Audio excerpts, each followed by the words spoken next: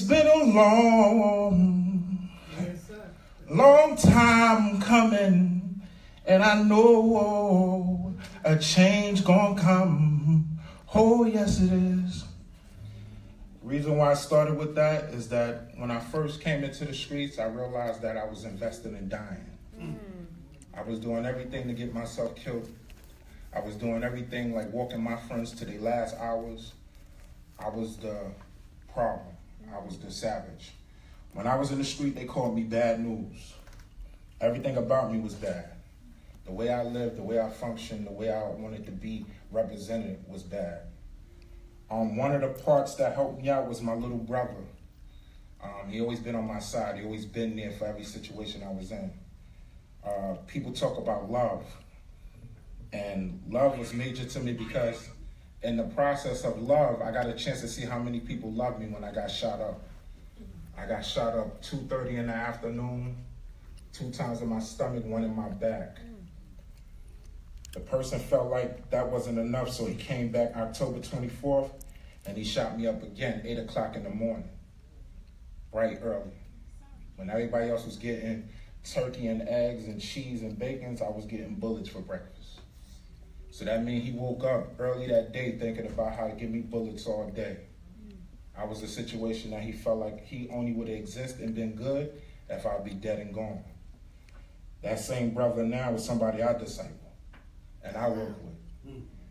That's my situation. He'll never be nobody else's problem because I'm not allowing him to be self-destruction. Being an opportunist and getting a chance to work with Snug, I got a chance to hear about curing violence and seizing fire, stopping people from being able to shoot people. One of the things that made it sad for me is that I was a hospital responder. So whenever somebody gets shot, stabbed, or badly beaten, they call me to the hospital. So just imagine a 14-year-old kid laying in a hospital. He asks you to call his mother. You hesitant because you see so much blood gushing out his face, out of his stomach, out of his body. He asks you again, can you call my mother and tell her that I'm shot? I call his mother, phone ring, 25 seconds his mother pick up.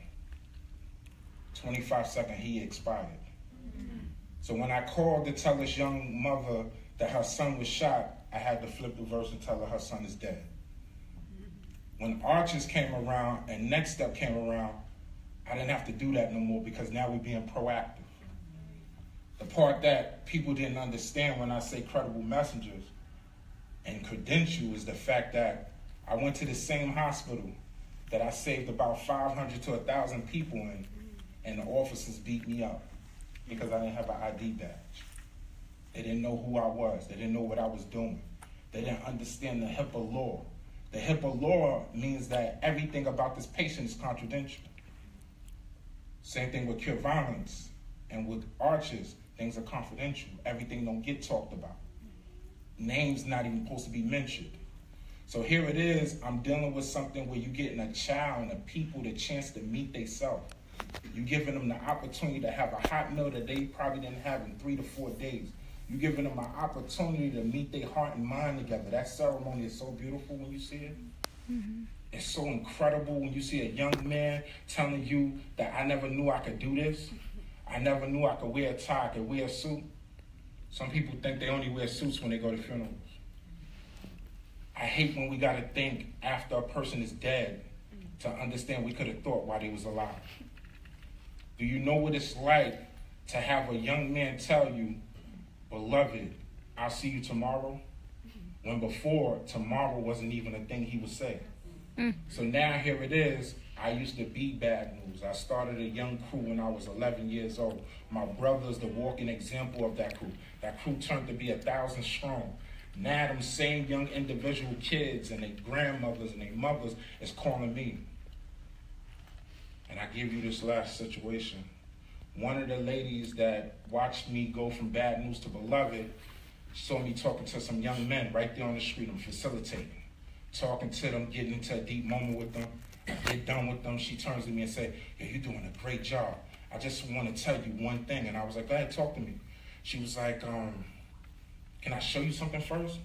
So she showed me her shoulder, and it had a big hole in it. I'm like this, oh my God, who did that to you? I ain't all the way good. I ain't gonna tell you no lie. Who did that to you? I'm gonna get on him right now.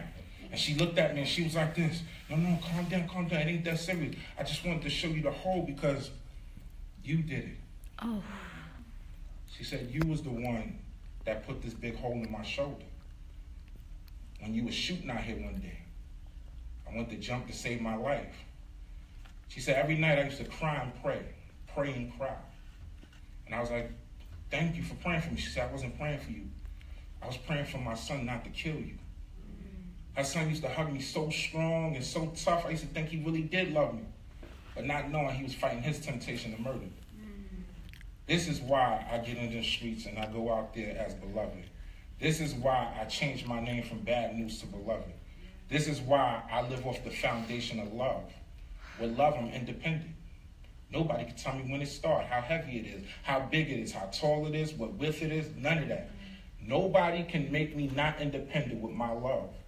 When you deal with love, it's not talking about